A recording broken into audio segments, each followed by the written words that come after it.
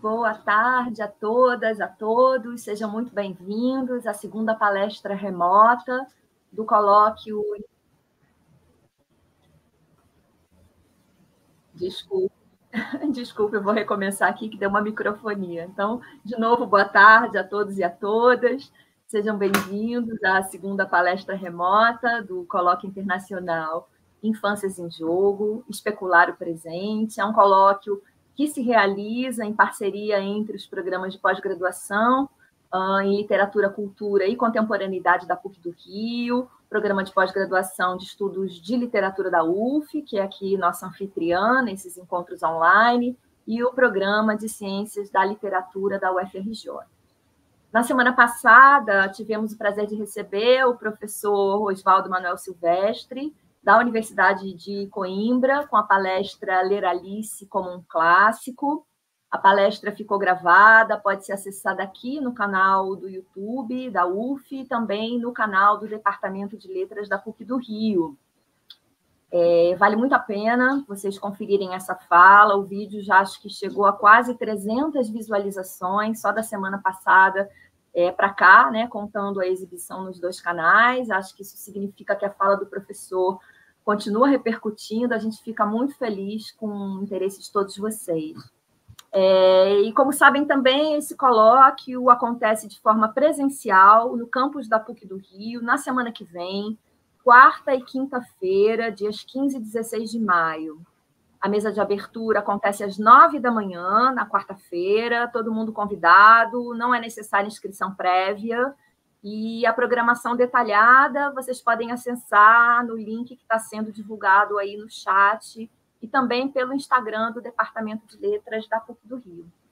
Eu me apresento brevemente para quem chega aqui pela primeira vez, e já peço desculpas àqueles que estiveram conosco semana passada, e vão escutar novamente alguns agradecimentos, mas é importante fazer esses agradecimentos a cada novo encontro. As pessoas, às vezes, acessam essas palestras de maneira avulsa, e vale deixar aqui registrado as informações que a gente gostaria que ficassem gravadas. Então, eu sou Rosana Calbines, professora do Departamento de Letras, do Programa de Pós-Graduação em Literatura, Cultura e Contemporaneidade da PUC do Rio e coordenadora desse colóquio junto à FAPERJ, a quem a gente agradece, em primeiro lugar, pelo apoio recebido no âmbito do edital 2023, Programa de Apoio à Organização de Eventos Científicos, Tecnológicos e de Inovação no Estado do Rio de Janeiro, que permitiu que a gente pudesse convidar e reunir um grupo de pesquisadores, professores, poetas, escritores, artistas visuais de diferentes instituições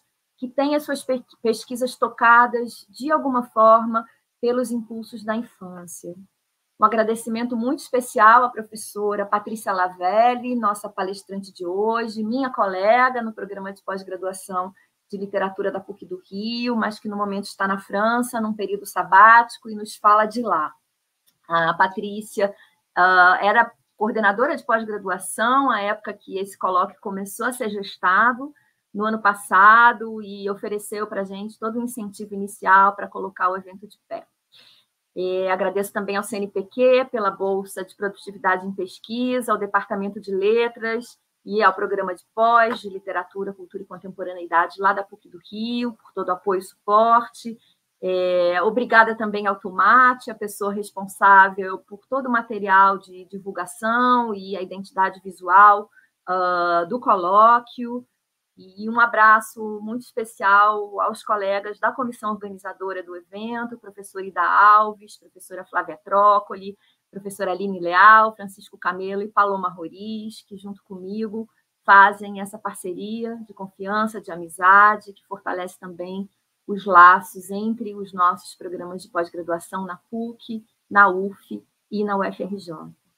E, por fim, obrigada também a todos vocês que nos assistem e participam desse encontro hoje. Passo, então, com muita alegria, a apresentar o Francisco Camelo, que fará a mediação da palestra de hoje, na conversa com Patrícia Lavelli. Francisco é atualmente pesquisador de pós-doutorado em teoria literária no programa de pós-graduação em ciência da literatura da UFRJ, realizando uma pesquisa sob a supervisão da professora Flávia Trócoli. Ele é bolsista nota 10 da FAPERJ, doutor em letras pelo programa de pós-graduação em literatura, cultura e contemporaneidade da PUC do Rio. Tive a alegria de supervisionar essa pesquisa. Francisco realizou estágio doutoral na Université Paris I, Panthéon-Sorbonne, com bolsa Capsprint, e é atualmente professor colaborador no curso de especialização Lato Senso em formação do escritor da PUC do Rio. Passo, então, a palavra ao Francisco para apresentar a Patrícia e já antecipo aqui muitos pontos de conversa e afinidade entre vocês dois. Boas falas a todos e até breve. Obrigado, Rosana. Boa tarde a todas e a todos. Eu gostaria de reforçar as boas-vindas e dizer da minha alegria em mediar esse encontro com a professora Patrícia Lavelli, a quem eu agradeço mais uma vez, em nome da comissão organizadora, pela disponibilidade, pelo entusiasmo com que ela aceitou o nosso convite para participar da programação remota do colóquio Infâncias em Jogo, Especular o Presente. Acho que podemos colocar a Patrícia na tela. É de fato uma alegria mediar essa conversa com a Patrícia nessa sexta-feira ensolarada aqui no Rio de Janeiro, não apenas porque a Patrícia foi minha professora, ela esteve na minha banca de doutorado, mas também porque eu sou um leitor dos textos, dos ensaios, dos artigos e dos poemas da Patrícia, com os quais eu sempre aprendo muito. A Patrícia Lavelli, ela é professora do Departamento de Letras da PUC do Rio, é pesquisadora do CNPq e poeta. Ela encontra-se atualmente em estadia de pesquisa na École Normale Supérieure de Paris para desenvolver o projeto Poéticas Translínguas. Entre as principais publicações da Patrícia, nós destacamos Walter Benjamin, Metacrítico, uma poética do pensamento, que saiu em 2022 pela editora Relicário, e Religion et Histoire sur les concepts d'expérience chez Walter Benjamin, que saiu em 2008 na França e que corresponde à tese de doutorado em filosofia da Patrícia. Em poesia, ela é autora de Bye Bye Babel, publicado no Brasil e na França, em versões diferentes, e autora também de Sombras Longas, que saiu em 2023 pela editora Relicário. O título da intervenção da Patrícia hoje é Por uma poética do balbuciar, da linguagem às línguas. Antes de passar a palavra à Patrícia, eu gostaria de lembrar a todos, né, que vocês podem fazer perguntas e comentários no chat, né, para a conversa ao final da palestra. Então, sem mais delongas, seja muito bem-vinda mais uma vez, Patrícia. Obrigado, e a palavra é sua. Francisco, muito obrigada. Eu queria, em primeiro lugar, agradecer muito a toda a comissão organizadora, especialmente minha colega Rosana e ao Francisco por essa belíssima apresentação, super gentil, super acolhedora e pela mediação da conversa. Eu fico muito contente de poder participar desse evento à distância, né, mas em todo caso com muito entusiasmo, pela temática, que, de alguma maneira, cruza com algumas das questões que eu venho trabalhando atualmente nesse ano sabático, né, nesse pós-doutorado aqui no exterior, que tem a ver aí com algumas das questões aí relacionadas à infância, né, até essa temática tão instigante da infância, da sua relação com a linguagem, enfim. Então, esse trabalho, né, que eu preciso, inclusive, agradecer também, né, além dos agradecimentos pessoais calorosos a toda a comissão organizadora, Paloma, Aline, Flávia, Ida Alves, a Rosana e o Francisco, né, que eu já mencionei. Preciso agradecer também ao CNPq pelo financiamento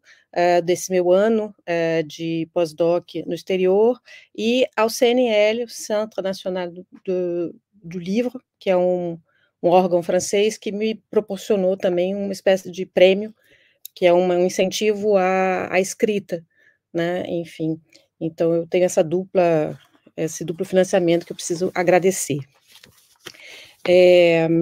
Enfim, eu vou passar a uma leitura que, na verdade, é um começo de uma pesquisa que se propõe a ser uma espécie de Fubá, depois a gente conversa. Eu vou ler, depois a gente conversa um pouco, mas só para deixar claro que é um início, né? Esse trabalho é ainda um trabalho em processo. No princípio, toda língua é estrangeira. Diz Ana Martins Marques, no primeiro verso de um poema intitulado Língua, de seu último livro, publicado em 2021 e intitulado Risque esta palavra. Talvez por isso, aprender uma língua estrangeira é refazer a experiência da primeira infância, da passagem balbuciante do que é ainda sem palavras à fluidez da fala. Quando fazemos essa experiência já na idade adulta, ela é particularmente desconcertante, mas talvez haja, nesse balbuciar, que desconcerta a consciência adulta, uma improdutividade produtiva. Talvez haja, nessa experiência tardia do balbuciar, uma potencialidade que nasce do não poder dizer, que cresce mais na falha do que na fluidez da fala. Chamo isso de poesia, mas não ainda de poema. Foi assim, imersa numa infância tardia, que comecei a ler Berliner Kindheit und 1900, e digo o título em alemão, para que vocês escutem. A hesitação rítmica, que ainda hoje, passados mais de 20 anos dessa aprendizagem, ecoa balbuciante em minha voz. Numa Berlim ainda em reconstrução, por volta dos anos 2000, eu lia e relia lentamente, cercada de dicionários de traduções em diversas línguas, como se refizesse, em minha estrangeirice, os tropeços daquela criança de 1900, em suas primeiras experiências com as palavras. Eu cito, então, uma passagem da Infância em Berlim, numa tradução que eu mesma fiz. O mal entender deformava para mim o mundo, mas de modo bom. Indicava os caminhos que levam ao seu âmago. Assim quis o acaso que se falasse na minha presença sobre gravura em cobre, Kupferstichen. No dia seguinte, coloquei-me embaixo de uma cadeira e estiquei para fora a cabeça. Isso foi um cabeça de cobre. Kopfversticht. Tem uma brincadeira, né, no original em alemão com a palavra Kupferstichen, que remete a gravuras em cobre, que é uma técnica de gravura, né, e essa palavra Kopfversticht, que é esticar a cabeça, né? Então, assim, a falha de compreensão da criança na infância em Berlim imprime as palavras como gravuras nos movimentos da cabeça, nos gestos dos braços e pernas, no ritmo da voz infantil que anuncia, numa mímica, a semelhança produzida na deformação. O balbuciar infantil desfigura as singularidades da língua materna numa deformação que minha tradução, errando na exata transposição, também deforma ao tentar imitar. Vocês repararam que enfim, Kupferstichen é um plural, é gravuras em cobre. Eu coloquei gravura em cobre para criar um efeito, digamos, de homofonia. Enfim, é uma brincadeira, né? Quer dizer, tem um erro aí de tradução, se a gente pensar simplesmente no sentido, na palavra exata, né? Para criar uma imitação, né? Gravura em cobre, cabeça descobre, encobre, descobre, enfim. Não é exatamente isso o original, então tem uma brincadeira aí. Enfim, tem um balbuciar, essa ideia.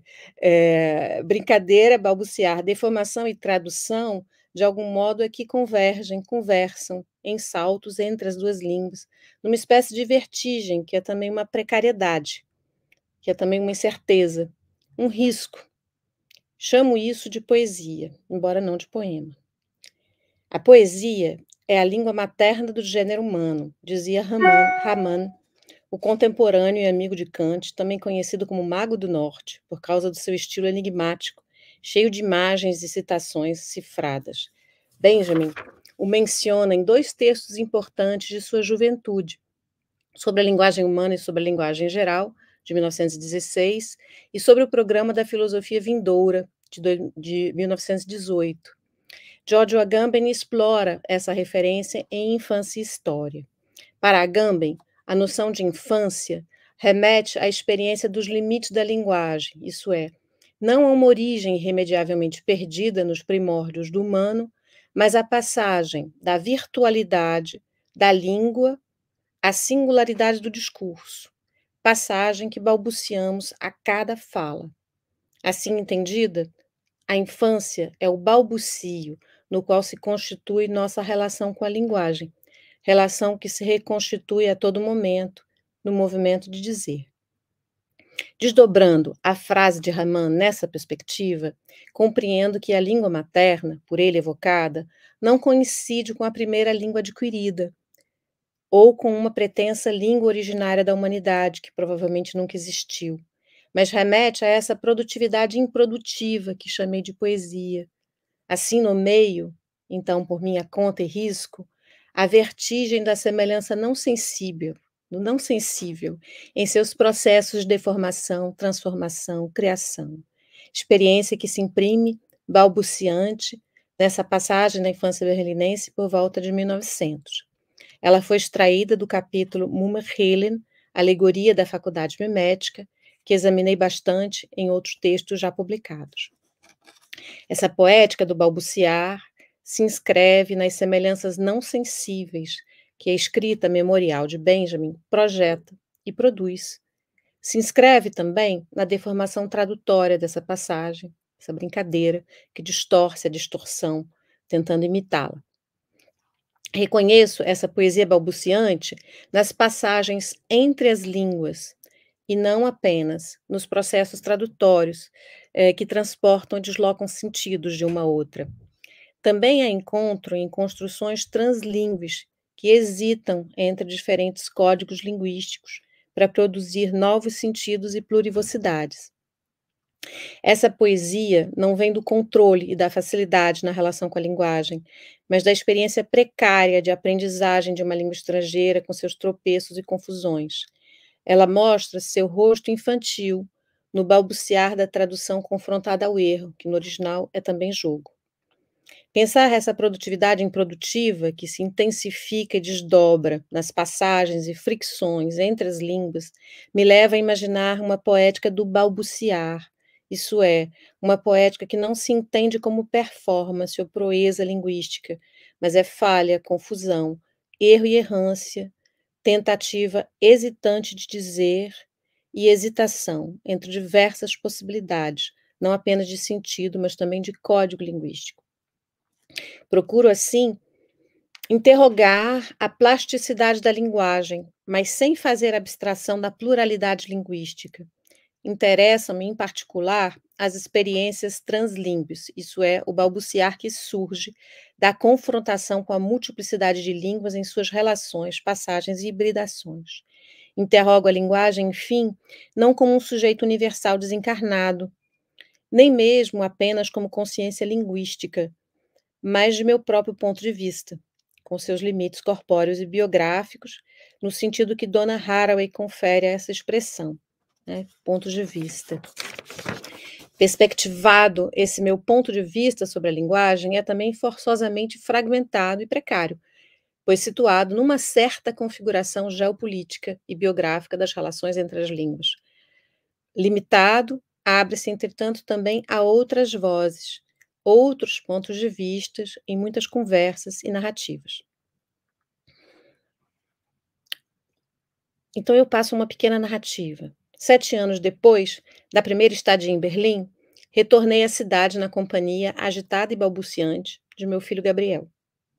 Eu vinha por 2 meses para consultar manuscritos da infância berlinense por volta de 1900 nos arquivos de Walter Benjamin. Interessava-me, sobretudo, pela pluralidade das infâncias. Desse livro que não chegou a ser publicado na vida do autor, né? Ele criou, ele organizou vários conjuntos, digamos assim, desses textos que foram publicados na imprensa, mas não chegou ele não chegou a ser publicado durante a vida do Walter Benjamin. Então, eu aluguei um quarto na casa espaçosa de uma família alemã, que também tinha crianças pequenas. E qual não foi minha surpresa e meu alívio ao constatar que Gabriel não tinha dificuldade em participar das brincadeiras e entendia o alemão deles tão bem ou tão mal quanto o meu português ou o francês que o cercara desde o nascimento. ele passou a balbuciar nas 3 línguas, todo contente do sucesso de suas incursões naquele ritmo novo, quando respondia em seu Baby Deutsch ao meu alemão esforçado de estrangeira, bem carregado de erros e sotaques sobrepostos. Para a criança que aprende a falar, as línguas devem ser todas estrangeiras. Entretanto, quando exposto a diferentes contextos linguísticos, seu balbucio passa de uma língua a outra.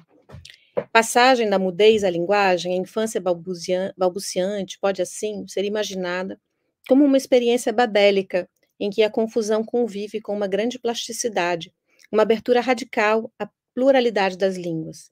Agamben lembra que, segundo os linguistas, a criança que balbucia forma fonemas de todas as línguas do mundo. Babel, em seu ensaio, como, aliás, no sentido etimológico, corresponde ao próprio balbuciar. Babil, né? Babel, babil, balbuciar.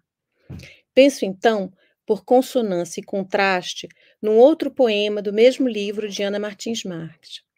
Meu filho hoje aprendeu uma palavra. Seus ossos dormem crescendo. Em breve andará com firmeza. Saberá a ciência do chão. Em breve a língua vai tomar conta dele. Vai emudecer o mundo, moldar seus pequenos dentes. Em breve a língua será a mãe, mais do que você é a mãe.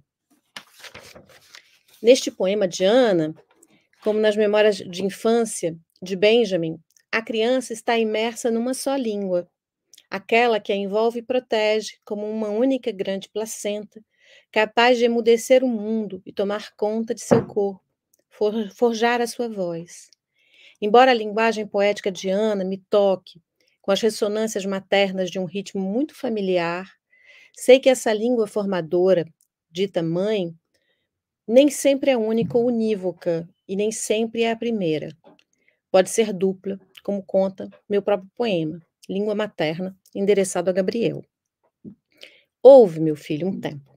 A língua era uma só melodia, em redondilhas ingênuas, rimas minúsculas e naturais, como passarinho em lata, de leitinho. A língua, pura como água, em leite maternizado, era uma única, imensa infância. Mas no leite vivo do meu peito, enriquecido com variados nutrientes, esse ritmo já veio entremelado, num outro mais lento, mais longo, sussurrada monotonia em 12 doses uniformes. Por isso o sabor da sua língua foi sempre duplo.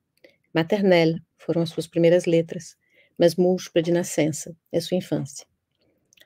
Em contextos de migração e deslocamento, a língua materna pode ser múltipla. Pode oscilar entre a da casa e a de fora, aprendida sobretudo na escola, nos espaços de sociabilidade, nas ruas. Nos deslocamentos em que se multiplicam os contextos linguísticos, a língua mais materna do que a mãe, porque formadora de gostos e gestos, essa da qual fala o poema de Ana Martins Marques, talvez essa língua não seja uma língua, talvez ela seja uma síntese, um amálgama de ecos e ritmos, léxicos e costumes, sintaxes e provérbios. Talvez seja uma construção, uma reconfiguração de Babel, se pensarmos que Babel não é bem uma torre, mas uma cidade em construção, como no conto de Kafka. Penso aqui no testemunho poético de Marina Skalova, poeta contemporânea de origem russa, que viveu parte da infância na Alemanha e outra na França e escreve em francês. Ela diz, eu traduzi, né, o texto dela escrito em francês, vou ler a minha tradução, que ainda é uma tradução de trabalho, né, ainda não é uma tradução pronta. Nenhuma língua é materna, nunca escrevi poema na minha língua materna, não tenho língua materna, não falava a língua da minha mãe na maternal, não fui maternada em língua, não fui linguada, maternada. Língua não é parida, não chega ao infante na maternidade em sua chegada. Língua me desinfanta e eu me viro. Não me escondo na minha língua, não sugo seu seio.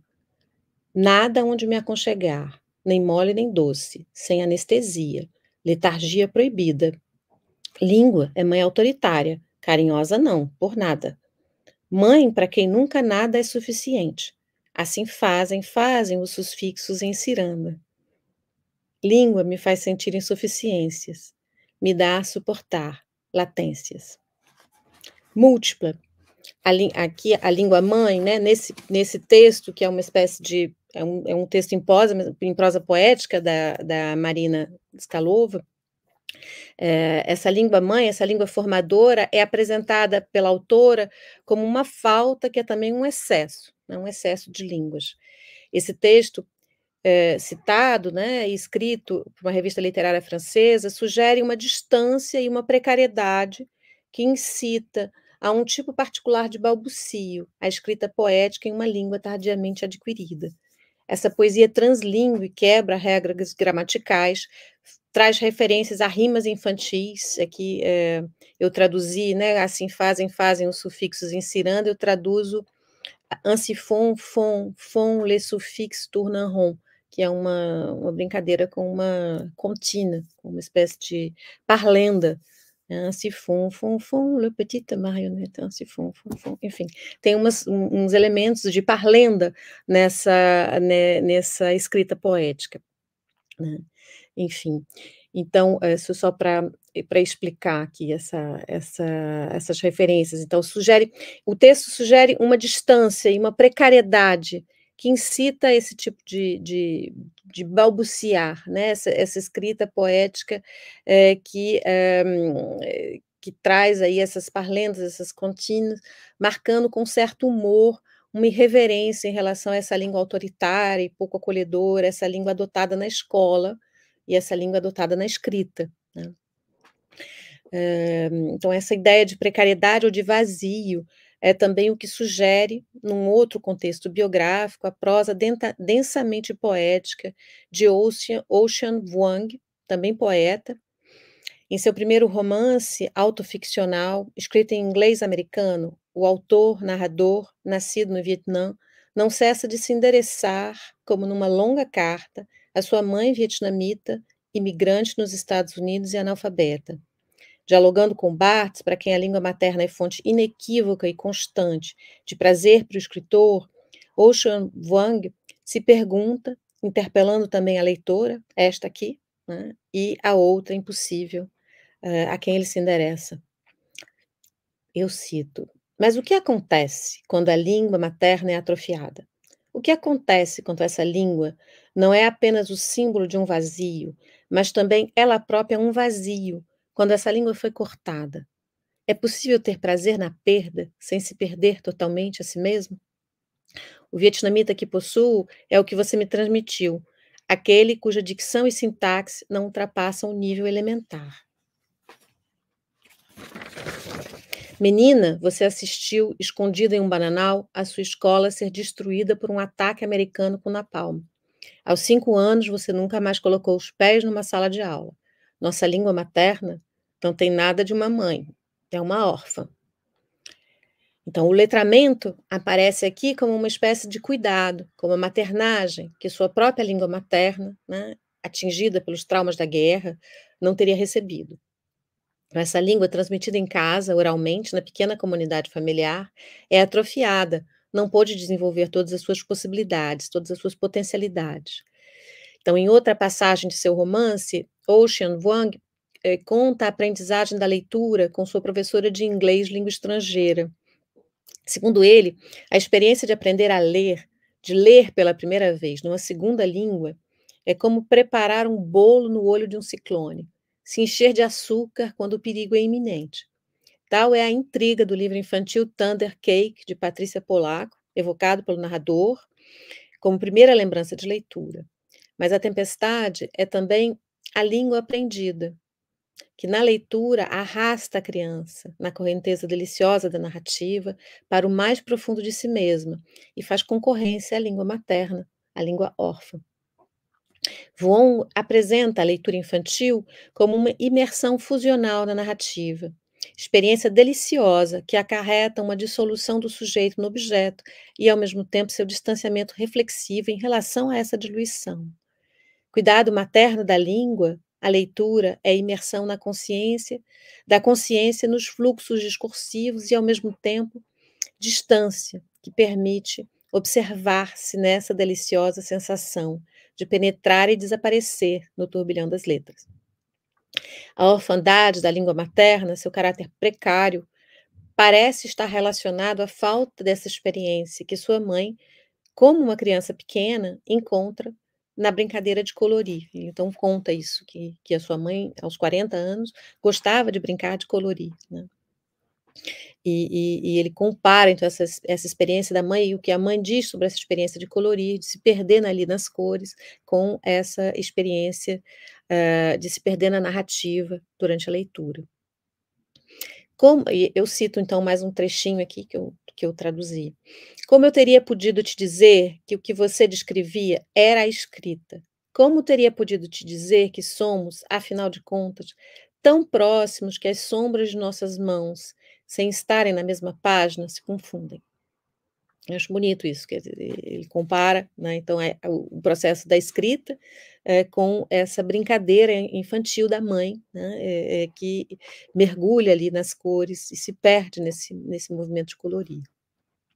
Como a poeta Marina Skalova, que citei anteriormente, Ocean Vuong é um autor translingüe. Isso é, um poeta e um prosador que se exprime numa língua tardiamente adquirida.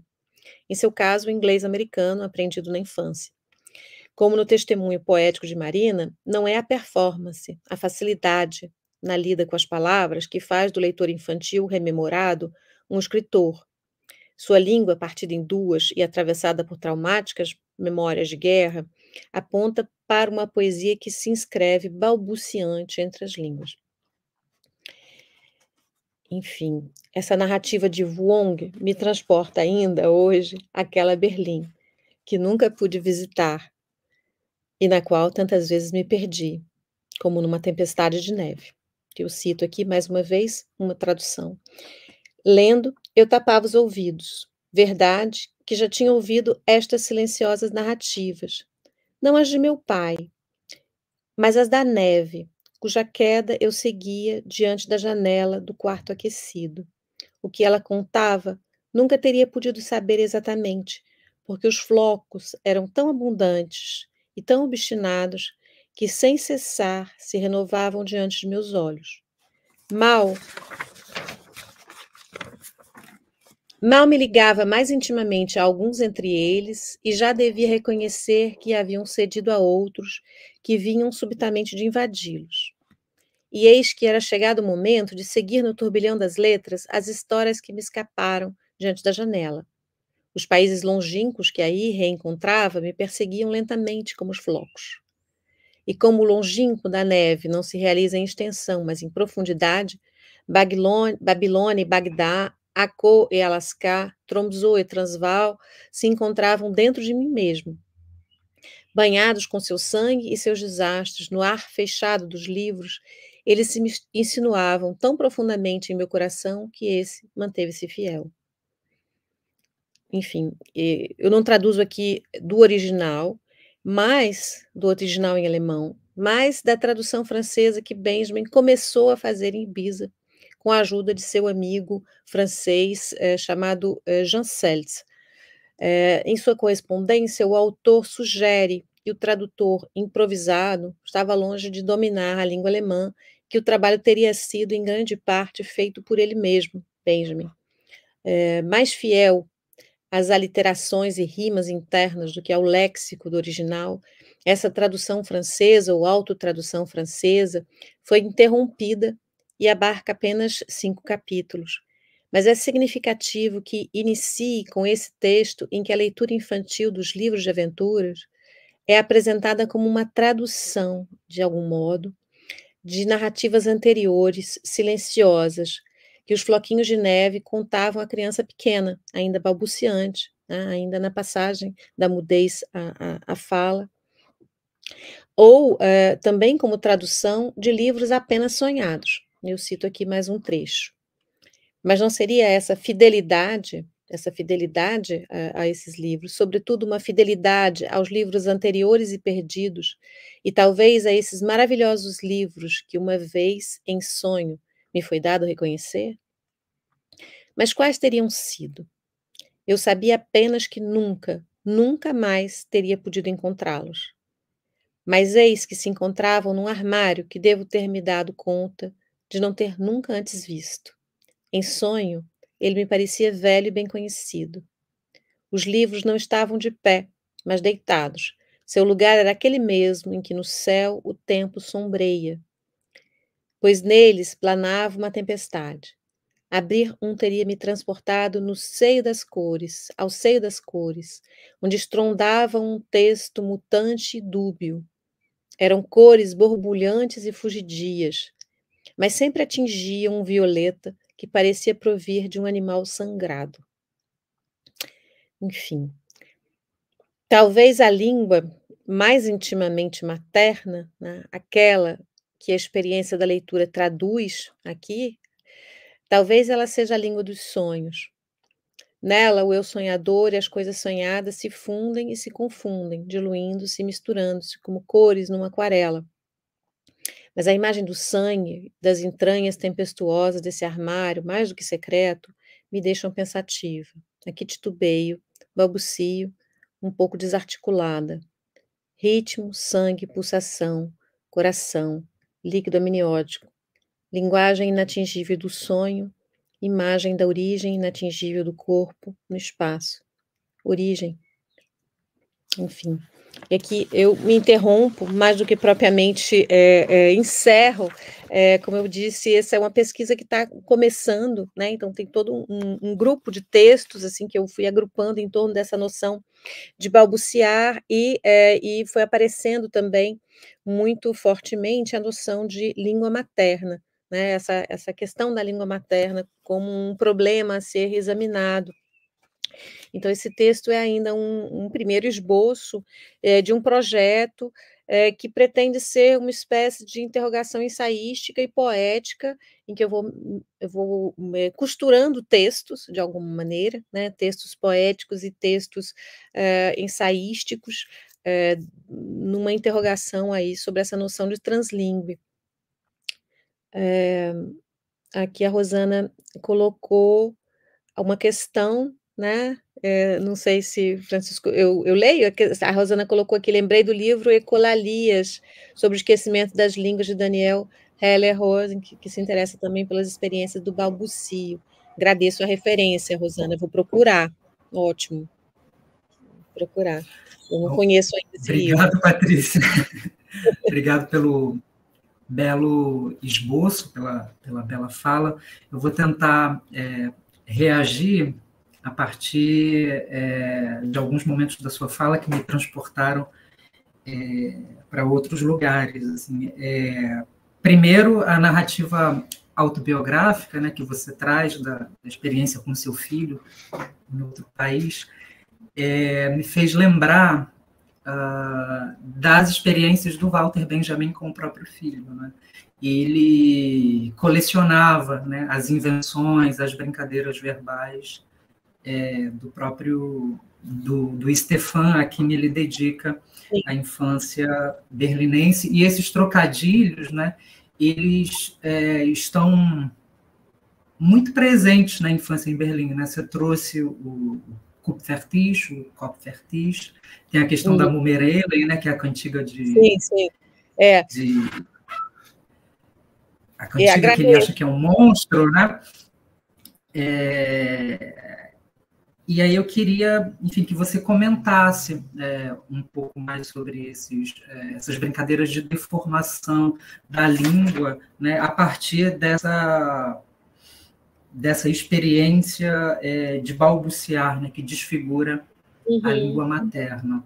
Então, se você pudesse comentar um pouco isso e, de repente, pensar essa desfiguração da língua a partir do Barthes, né, dessa pergunta, o que acontece quando a língua é atrofiada? Será que tem uma atrofia aí nessas deformações linguísticas? A conversa é entre o Oceanwang e o Barthes, né? O Barthes ele está totalmente dentro da sua língua materna, confortável dentro da sua língua materna.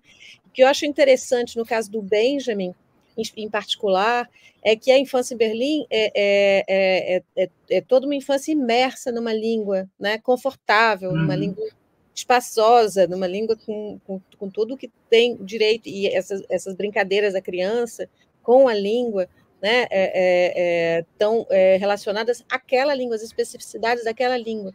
E o Mumerhelen, em particular, eu não falei muito mais sobre o Mulmer-Helen, porque eu já escrevi muito sobre o Mulmer-Helen, né, sobre esse capítulo do Mulmer-Helen, e justamente eu contei a cena de leitura, né, assim, como é que foi que eu cheguei ali, e que, na verdade, realmente eu cheguei ali porque eu tinha uma série de dicionários, e um dicionário levava a outro dicionário, e, de fato, eu fui chegando umas palavras meio antigas, e aí aquilo fazia um sentido, né? A palavra Mulmer-Helen, dentro do texto em alemão, ela reaparece de diferentes formas e ela remete a narrativas dos irmãos Grimm, ela remete a uma série de... uma grande riqueza, digamos assim, né? Cultural, e a uma infância que está banhada completamente dentro dessa língua, né? Enfim, eu acho que é uma questão que se desloca quando a gente pensa que a infância em Berlim é um texto também de exílio, né? E claro, tem a observação da infância do próprio filho, né? do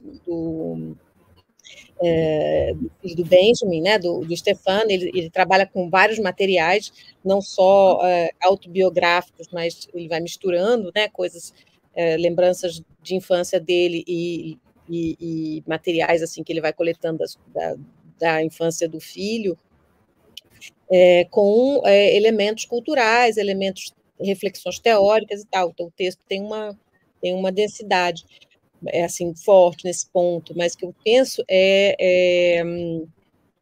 o que me interessa nesse momento, e essa estratégia da narrativa, a estratégia da narrativa, que ainda vai se desenvolver mais, né? Assim, a minha ideia é fazer um ensaio que vai ter passagens autobiográficas que vão conversar com uma discussão teórica para abordar a linguagem sem abstração, quer dizer, de um ponto de vista que se assume como situado. Então, estrategicamente, assim, me pareceu fazer sentido quando eu pensei, bom, vou escrever sobre a infância em Berlim. E eu pensei assim, gente, mas eu já escrevi muito sobre a infância em Berlim, e agora eu acho que eu preciso começar a escrever sobre o que foi ler a infância em Berlim para mim mesmo em termos de infância, né? E, de fato, a confrontação com a infância em Berlim, para mim, foi uma infância nesse sentido. Então, quer dizer, tem a coisa de pensar a língua estrangeira e a relação com a língua estrangeira como uma forma de infância, né? Como um retorno à infância. Enfim, então essa experiência tardia de balbuciar, né? Você coloca logo no início. Que, de alguma maneira, eu vou reencontrar, e faz parte desse projeto de pesquisa, trabalhar com os textos que o Benjamin escreveu em francês. Então, por isso que eu termino com esse texto, que ainda é uma tradução bem de trabalho mesmo, não é uma tradução muito boa, assim, mas é interessante observar nessa tradução como é que ele se preocupa, ali, nesse trecho até nem tanto, mas em outros trechos ele se preocupa em criar efeitos aliterativos, né, assim, bem marcados, e a gente percebe isso mais claramente, até porque é uma tradução, né, e provavelmente uma autotradução. Ele fez isso em diálogo com o Jean Seltz, né, perguntando, conversando, mas ele mesmo diz na correspondência que o Jean Seltz não sabia alemão, propriamente. Então, é uma coisa mais, mais uma conversa entre eles, né? Ele está se autotraduzindo, na verdade. Mas não é uma questão que ele teorize, nem que discuta, não é uma questão nem que ele acabe, ele não completou essa tradução, não terminou.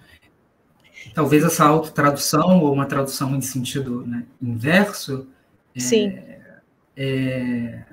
talvez porque o francês tenha se tornado para ele no exílio uma língua menos estrangeira. Sim, é isso, né? Quer dizer, no fundo, ele vai se aproximando dessa língua. E são experiências diferentes, né? De quando, me parece, de quando ele traduz o Baudelaire durante a Primeira Guerra, né, e essa tradução que se dá no contexto do exílio. Sim, completamente diferente. Completamente diferente. Ele está banhado dessa língua, né? Quer dizer, ele não pode retornar, enfim, e ele escreve, ele passa a escrever tem muita correspondência em francês, inclusive, mesmo escreveu muita correspondência em francês para interlocutores alemães.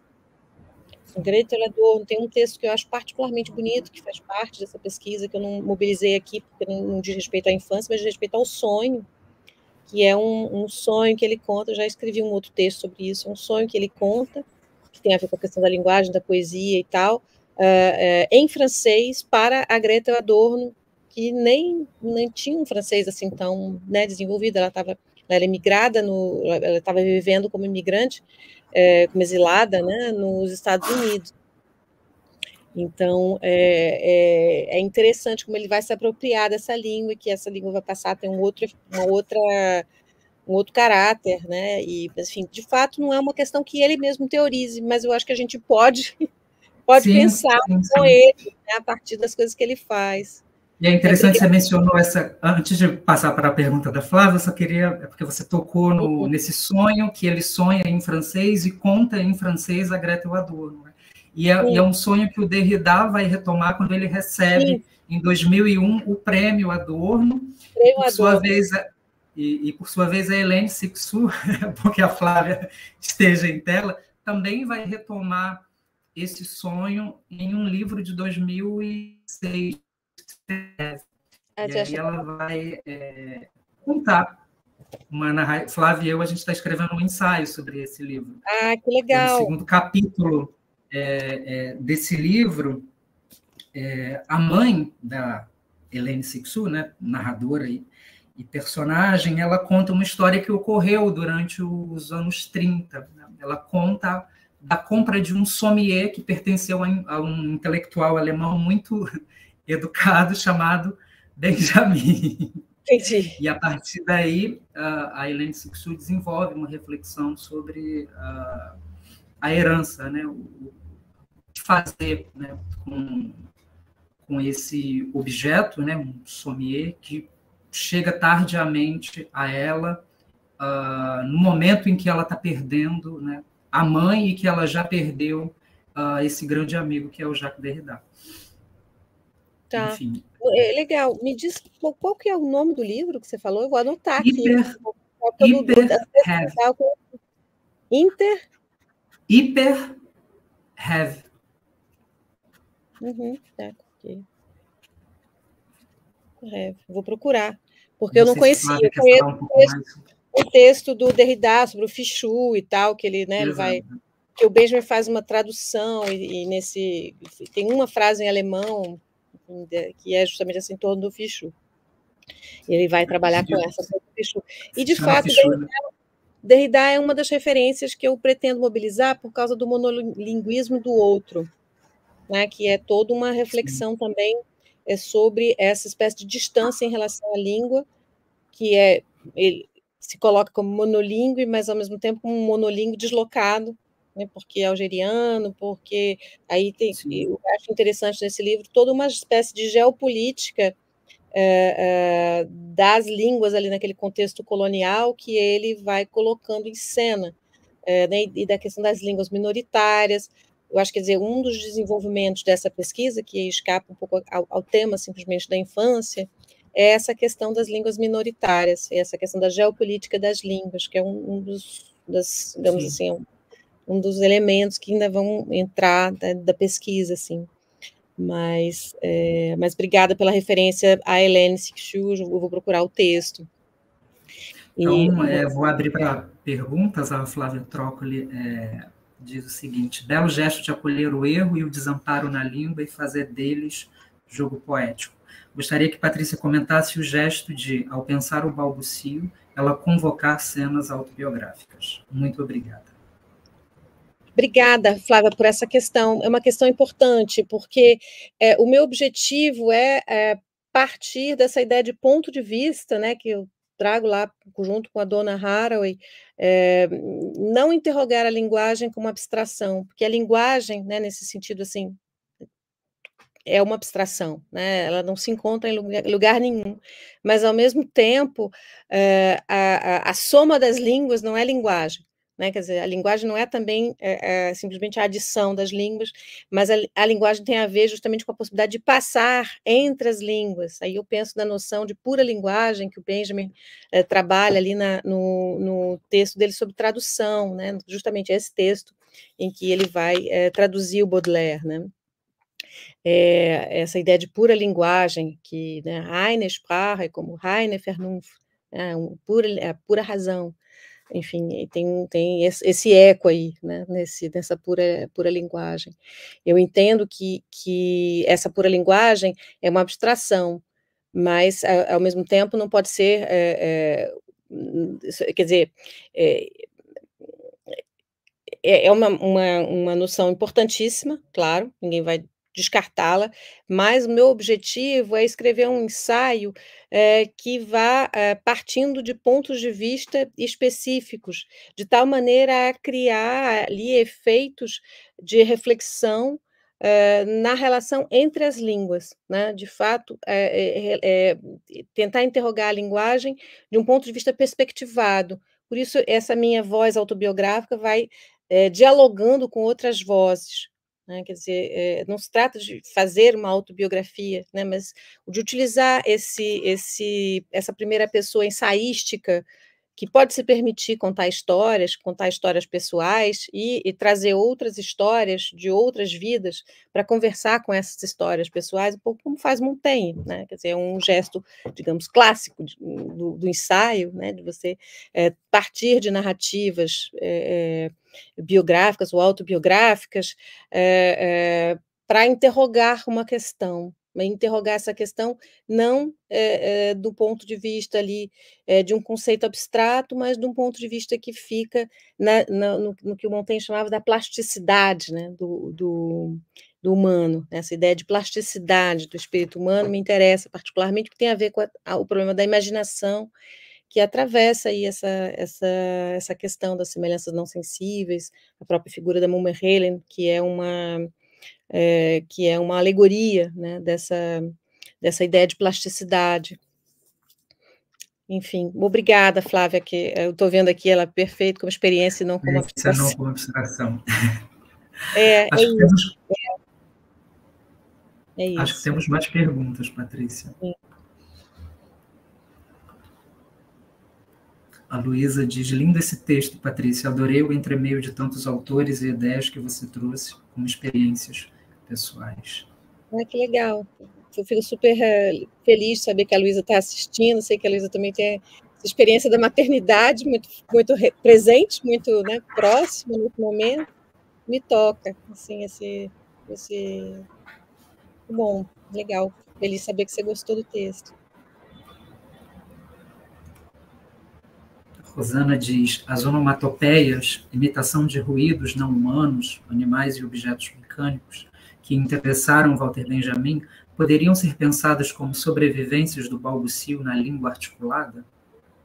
Eu acho que sim, tem a ver com a ideia de produção de semelhança também, né, de deformação e produção de semelhança. A onomatopeia é onomatopeia, não porque ela de fato é semelhante ao objeto que ela visa, né, mas porque ela é produção de semelhança, ela é desejo de semelhança, nesse sentido aí. Ela é balbucio, né, nesse sentido de deformação também. Deformação de si, né, também, né, enfim, no processo expressivo de dizer.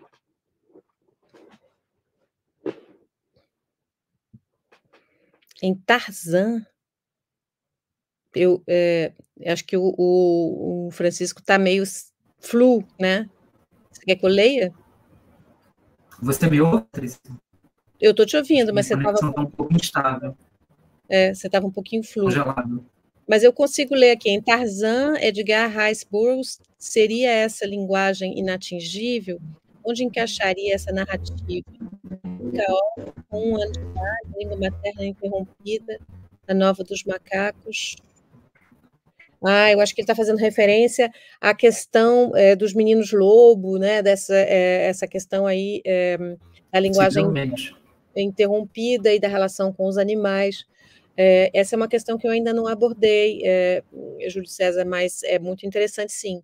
É uma questão que eu ainda não pensei em abordar também, porque é a questão da não aquisição da linguagem, né? Quer dizer, que pode acontecer, e tem casos em que acontece, de crianças que sobrevivem em contextos selvagens, enfim, e não adquirem a linguagem.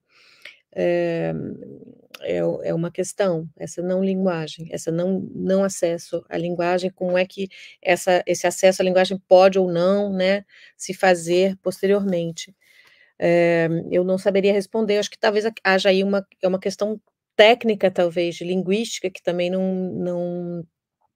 eu não tenho domínio, né, assim, me interessam, na verdade, essas questões dentro do registro literário, eu não tenho pretensão de fazer uma interrogação científica sobre a questão, né, me interessam as formas que essa poética do balbuciar pode assumir, né, como é que esses autores que escrevem em uma outra língua, numa língua tardiamente adquirida, ou que, às vezes, escolhem produzir efeitos de sentido usando mais de uma língua, isso acontece também com pessoas cuja língua materna é muito bem instalada,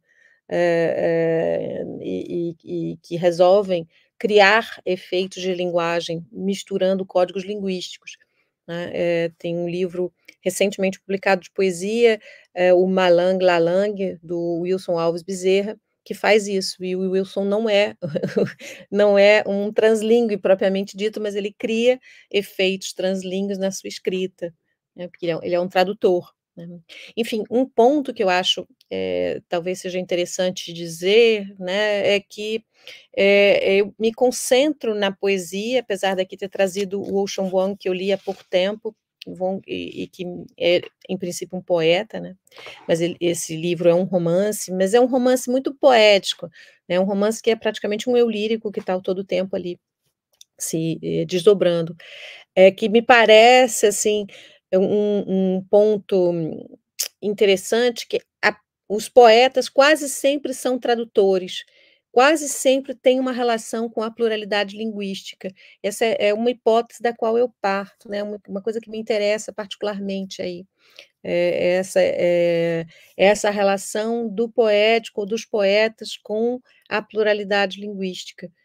Enfim, não é uma coisa ainda acertada ou definida, mas é um ponto que faz parte da pesquisa. Enfim.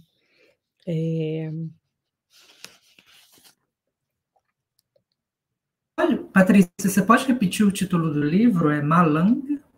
Malang Lalang. Malang Lalang. Eu até tenho ele aqui, se quiser procura ele depois. E o nome do autor? Wilson Alves Bezerra.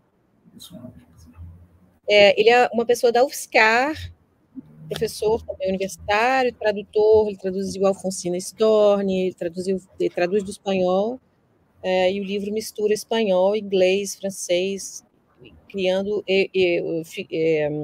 uma série de eus líricos que são plurilíngues, assim, mas que são figuras deslocadas, migrantes, enfim. Então, é interessante, é realmente bastante interessante. E a gente tem no Brasil contemporâneo uma série de autores, autoras que são também tradutores, que fazem esse tipo de coisa. Por exemplo, André Capilé, né, que é um tradutor inglês e da sua própria poesia utiliza muitas palavras de matriz africana, de línguas africanas, que tem essa escuta desde a infância, porque a família é de terreiro, de santo, né? Então ele tem essa escuta dessas línguas desde a infância. Ele trabalha com esse material linguístico.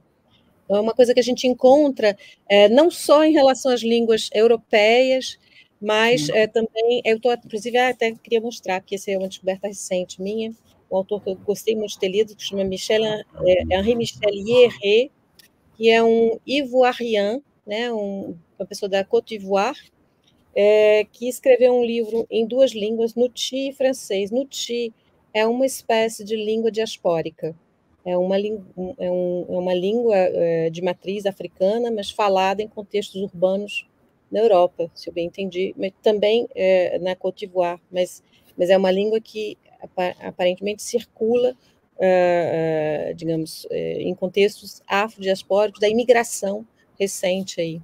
Ele é suíço e ivoirien, né? Então, é bem bonito esse livro. Ele tem uma parte em Nuti e uma parte em francês, mas a parte em francês não é uma tradução do Nuti. É um comentário também. É muito interessante, assim, muito bonito o livro. Mas então, a Luísa... A Luísa pergunta, essa aproximação com a linguagem, com a fala, com a palavra, seria, inevitavelmente, também um afastamento de uma língua do corpo, da sensibilidade? Eu acho que não, Luísa. Justamente isso é que eu fiquei balbuciando no final ali. Eu não acho que essa questão da linguagem seria um afastamento da linguagem do corpo, da sensibilidade, não. Eu acho que tem muito a ver com os ritmos mais profundos, assim. Eu acho que tem a ver com o ritmo no coração, que tem a ver com a percepção do tempo, né, dentro do corpo, enfim, acho que tem a ver com a voz, acho que tem a ver com a voz muito.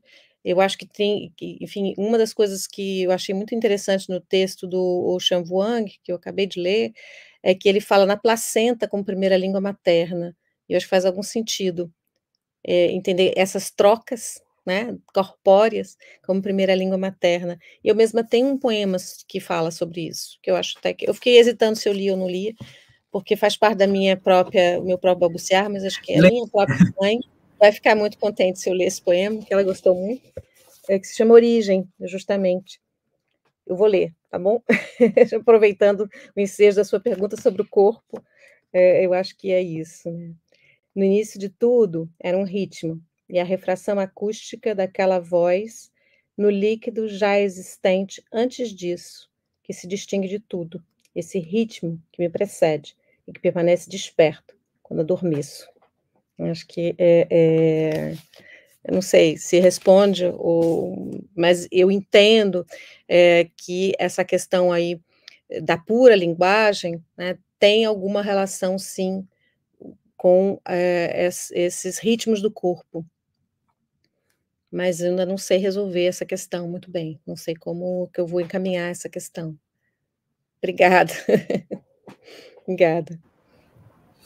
Patrícia, você pode falar um pouco sobre a sua experiência de se autotraduzir? Eu sei que alguns poemas do seu livro Bye Bye Babel já tinham sido traduzidos na França, mas não por você, e depois você traduziu, né, esses poemas com já uma tradução. Então, eu queria que você comentasse um pouco sobre esse exercício de autotradução.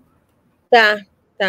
Faz todo sentido, porque, na verdade, foi uma coisa que aconteceu. Eu comecei a escrever poesia para escrever em português, porque durante muitos anos, mesmo muitos anos, esse ler em alemão, né, era também escrever em francês. Eu fiquei muitos anos nisso, e escrevi a minha tese toda em francês, enfim, fiquei escrevendo depois em francês e tal. Então, num determinado momento, eu me dei conta que eu não tinha nenhum texto recente em português. Isso foi um choque para mim mesma, eu não tinha percebido que durante 10 anos, sei lá quanto tempo, eu não tinha escrito mais nada em português. Eu não sei quanto tempo durou isso, mas foi muito tempo. Depois da tese, eu continuei escrevendo em francês. Enfim, então eu acho que o desejo de escrever poesia, para mim, veio muito daí, da coisa que eu quero voltar para o português, eu quero voltar para o Brasil, enfim, e tal. E depois que eu terminei de escrever o livro, eu comecei a escrever poemas em francês. E escrevia com muita tristeza, escrevia pensando: "Quem que vai ler? Para quem?", né, Então tem uma série de poemas do ciclo Bye Bye Babel, que já tinha sido publicado, e eu continuei escrevendo poemas para Bye Bye Babel depois que Bye Bye Babel foi publicado, então saiu uma segunda edição, porque eu continuei escrevendo poemas nessa temática, não conseguia sair dela, né. E tem, então, essa série de poemas em francês. E aí eu mesma comecei a me autotraduzir. No que eu me autotraduzia, na verdade, eu não traduzi propriamente. Alguns poemas eu reescrevi, eu fiz um outro poema. Então tem alguns que são traduções, naquele esquema da tradução isomorfa, né, dos irmãos Campos, de acordo que a gente mantém a forma, modifica alguma coisa do semântico, para manter, privilegiando ali a relação forma-conteúdo, de algum modo, tentando manter a relação forma-conteúdo. E a minha surpresa foi que alguns dos poemas saíram muito facilmente, né, e outros foram muito modificados, foram reescritos, Esse poema Língua Materna tem uma outra versão em francês, ele é um pouco diferente em francês, né? E foi, na verdade, um dos motivos mais importantes, né, assim, uma motivação para mim, é o fato de que tem um endereçamento isso daí, tem uma vida afetiva, né, em que essa língua é uma língua também de afeto, é uma língua de troca. Então, talvez seja normal que eu continue a escrever em francês e que escreva nas 2 línguas. Então, o Bye Bye Babel, que saiu na França, não é igual ao Bye Bye Babel que saiu no Brasil. Tem uma série de poemas que não tem, que não são traduções, né, ou que são traduções sem original. Enfim, é uma série de poemas escritos em francês, e tem uma série de poemas que mudaram totalmente, e outros que são isomorfos. E eu acho que, na verdade, o poema só está pronto porque 2. Tem uma coisa de espelhamento que faz sentido. Tem um soneto, por exemplo, que chama Eco, que eu acho que o poema, na verdade, são os 2, que se espelham de alguma maneira ali, né, com ligeiras variações e tal, enfim. Então isso aí, faz parte. E o Francisco falou, alguns dos meus poemas de Sombras Longas foram traduzidos para o francês pela Inês Fosé-Depré, a quem eu agradeço imensamente, porque ela traduziu, sem me falar muito bem para quê, né, assim, e era para uma antologia de poesia brasileira que saiu aqui pela editora que editou o Bye Bye Babel, que é uma ótima editora, um editor muito conceituado, editor de poesia muito conceituado, que é Aldante, coleção Aldante, Les Presses du Réel. Então, foi o Sombras Longas que foi traduzido. O Bye Bye Babel eu mesma traduzi, na verdade, reescrevi, e aí aproveitei esse ensejo da tradução, que saiu por essa antologia publicada pela coleção Aldante, nas Presses du Réel, para enviar essa tradução, esse texto que existia, para o editor francês, que é o Laurent Coët, uma pessoa incrível, assim, pela qual tenho a maior admiração, e ele me mandou uma mensagenzinha 3 meses depois, que tinha 3 linhas, né, tipo, sim. Então, eu fico muito grata, né, a gente nunca tinha se encontrado pessoalmente. Enfim, então uma pessoa, assim, que eu acho que tem uma seriedade, né, de ser realmente um verdadeiro leitor e tal, claro que tinha a referência da Inês, mas eu tenho um agradecimento muito grande aí também. Então é essa história, Francisco, da tradução. O Sombras Longas eu mesma traduzi tudo já também, já está todo traduzido, modificado, ainda estou mexendo, mas enfim, Sombras Longas faz sentido também, porque eu escrevi praticamente todo aqui. Durante a pandemia. Durante a pandemia, tem uma série de referências à cidade, enfim, depois é que eu me dei conta disso, que Sombras Longas, mais do ponto de vista cultural do que do ponto de vista linguístico, eu escrevi ele em português, né, mas ele tem muitos elementos de leituras, enfim, de coisas escritas e feitas, e encontradas, objetos, obras que eu encontrei aqui, enfim. Como, por exemplo, a Vivian Maier, que é uma fotógrafa maravilhosa, que me interessa assim, muito, que eu descobri aqui numa exposição, enfim. Não sei se ela ainda não chegou no Brasil, mas acho que quando chegar o pessoal vai gostar. Eu vi que outro dia o Tarso de Mello fez referência a Vivian Maier numa live sobre haikais. Achei interessante a associação que ele faz. Enfim. Ana, obrigado pela resposta. A Rosana diz, voltando à questão geopolítica das línguas de diáspora e línguas de fronteira, em conexão com as infâncias, li recentemente o que parece ser o primeiro livro infanto-juvenil escrito em portunhol. Que bacana, chama-se Fronteira Selvagem, Douglas Jegues. Que legal, o Douglas Jegues é uma pessoa que vem trabalhando muito com o portunhol, né, ele escreve ele mesmo poesia em portunhol, é interessante, eu fico contente de saber que tem esse trabalho, e ele enfim, é claro que, né, o corpus dessa pesquisa é potencialmente muito grande, né, assim, eu não consigo dominar tudo, mas eu sei que o trabalho do Douglas Jegues é muito importante aí no portunhol, e de fato é certamente uma língua, né, quer dizer, em todo caso, um espaço de transição linguística muito presente toda a fronteira. Ela diz também que os pontos são ouvidos na fronteira entre o Brasil e o Paraguai. Legal, sim.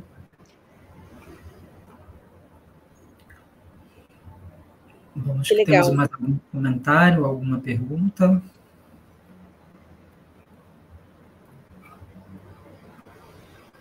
Eu fico muito feliz assim, com as perguntas, os comentários que surgiram, muito agradecida pela oportunidade de colocar em discussão essa pesquisa ainda, que, né, como vocês viram, ainda é um esboço, ainda não está... eu procurei não me repetir em relação a coisas que eu já tinha escrito anteriormente sobre a infância em Berlim e tal, né, para poder avançar, digamos assim, na pesquisa. Então, fico muito grata por esse espaço, pela troca, pelas referências que vocês trouxeram também, né, que isso é muito gratificante e muito útil, assim, também. Imagina, nós que agradecemos pelo seu belíssimo ensaio, foi um ótimo começo de tarde. Queria te agradecer mais uma vez, Patrícia, por você ter aceitado o nosso convite. E queria lembrar a nossa audiência que na próxima semana, dia 15 e 16, acontece presencialmente na PUC-Rio, o colóquio Infâncias em Jogo, Especular o Presente, a partir das 9 horas da manhã, no auditório do CTC, no prédio Leme. Então, maravilha. Convidamos todos vocês. E no dia 20, nós encerramos o ciclo de conversas remotas com a professora e performer Patrícia Lino. Então, obrigado, então, Patrícia. Leila mandou uma mensagenzinha, manda um beijo grande para ela também. Saudade. Então, obrigado e boa tarde a todos. Boa noite para você, Patrícia. Imagina. Um abraço grande. Tchau. Felicidade. Tchau. Tchau. Como é que eu faço?